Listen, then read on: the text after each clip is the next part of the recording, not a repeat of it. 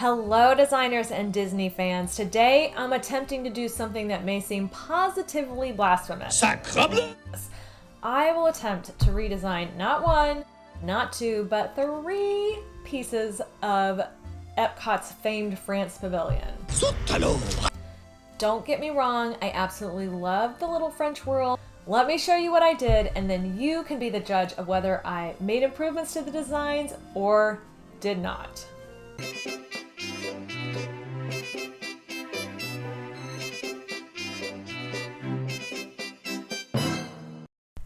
EPCOT theme park at the Walt Disney World Resort.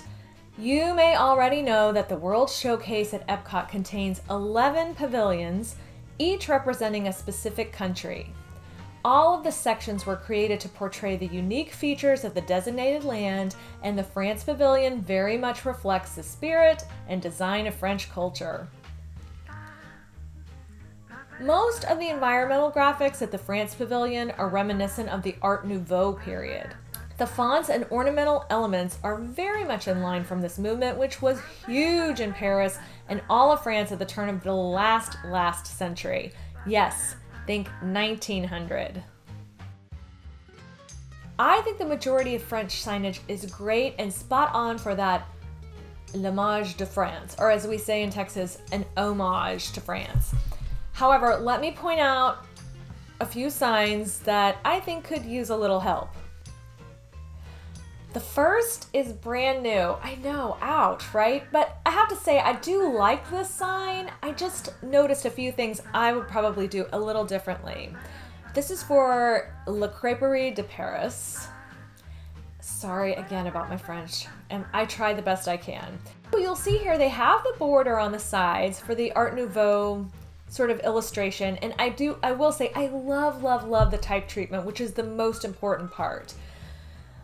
I like the way they used this particular font, how there's hierarchy within the words, and how they made the S on the Paris a little fancy. I think it looks great. The first thing though is this border just feels too light to me. I don't notice it enough. So I would add a little bit thicker border that really shows off the style of that time period. Now, I took the red from the sea, and I understand that the French colors are red and white and blue. I do like keeping in that theme. However, if we're gonna stay with Art Nouveau is a bit more muted. So I'm not really sure why they chose that bright red for the sea border, but I would take this and I would go ahead and just warm that red up a little bit. Lean it more towards the maroon, still keep it in that red family. Now, I only have one more thing I wanna change. And this is sort of a pet peeve of mine, but the C up here where the monogram is, I'm gonna call it a monogram. It sort of feels like we've got this fancy icon and we're gonna use a letter to do that.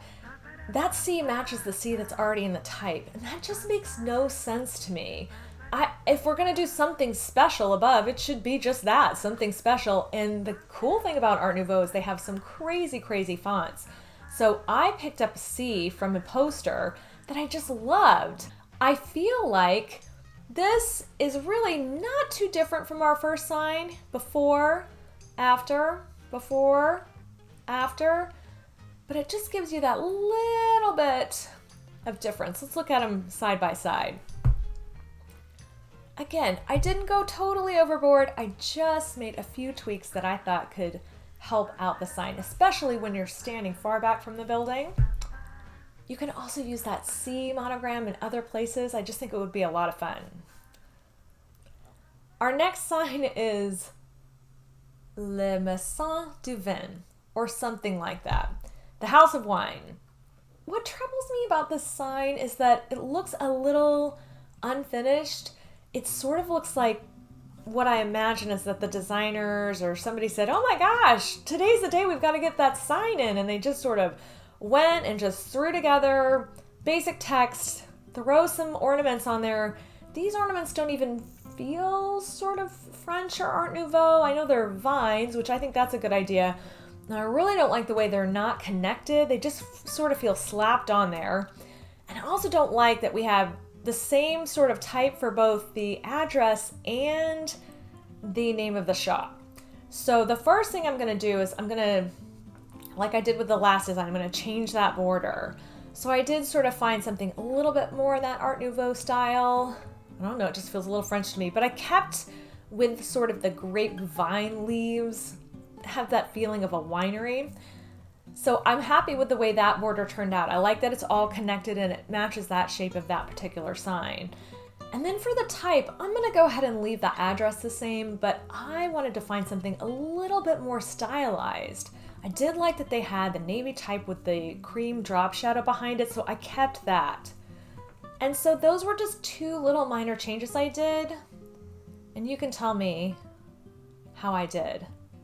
I don't know, I think it just feels a little more fun. So for my finale, the third in this trio of designs, this one I have always questioned. Unlike the first two signs that I felt like just needed maybe a little tweak or two, and it's kind of mostly a personal thing, this design I truly don't understand. I would love for someone to explain to me where it came from, except for you should never explain your designs, ever. Graphic design is a visual language, which means you have to speak through the imagery you're using. You can't stand next to everybody entering the restaurant and say, well, the reason I chose this icon. So let's start with the icons, or the ornamental elements, if you will. First, at the top, I'm just not sure. There are 3 chefs that started this restaurant. And if for those of you that don't know, this is one of the more fun places to go and get a traditional French meal.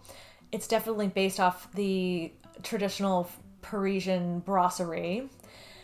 And so maybe that's why they chose the 3, but I'm not really sure what that element is supposed to signify.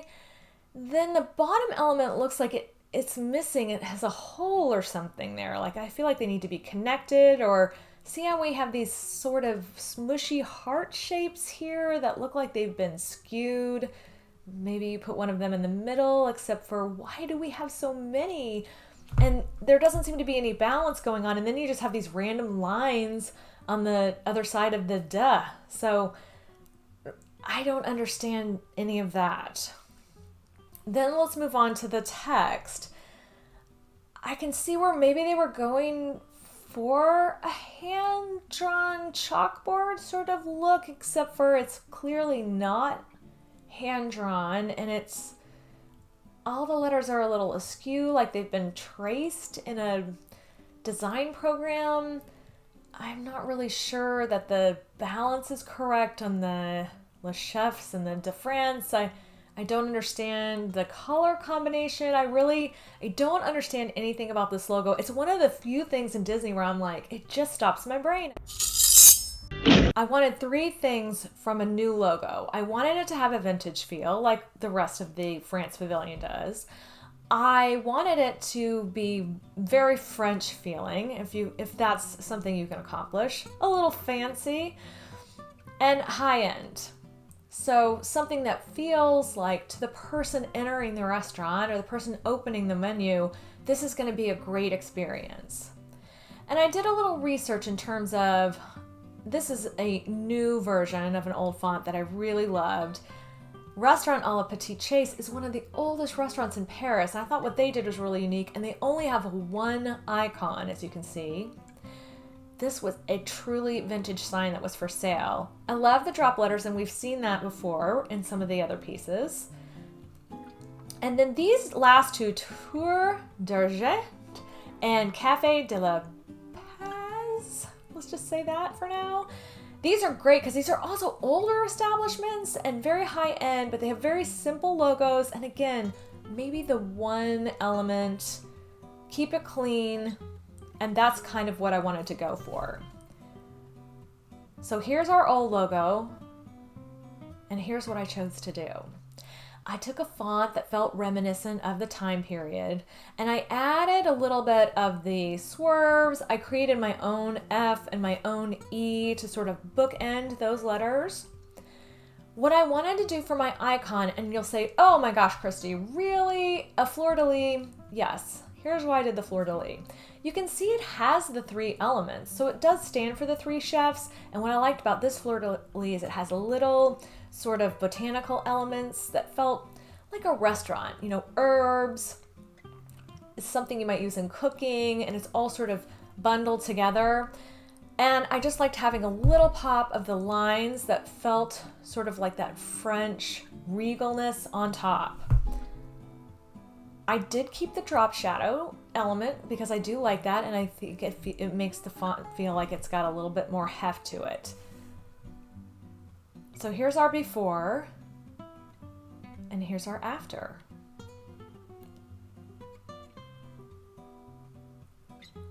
Let's zoom out before and after.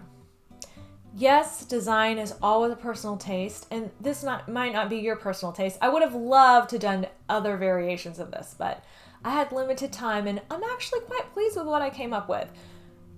I'm one of those people, I'm sure you are too, the more I look at something, the more I want to change it, but for now, I do think, for me, I would rather go to this restaurant.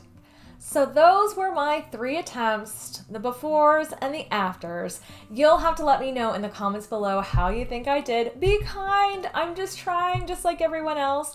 And no fault to anybody who designed before. I know how hard it can be. I know sometimes you're up against the clock, or you've got a committee of people making decisions for you, or that's just your personal taste. You can never discount that when you're designing. I hope this was fun. I hope it's helpful, and I would like to wish everybody happy creating. I'm Christy Kelly, and thank you for watching.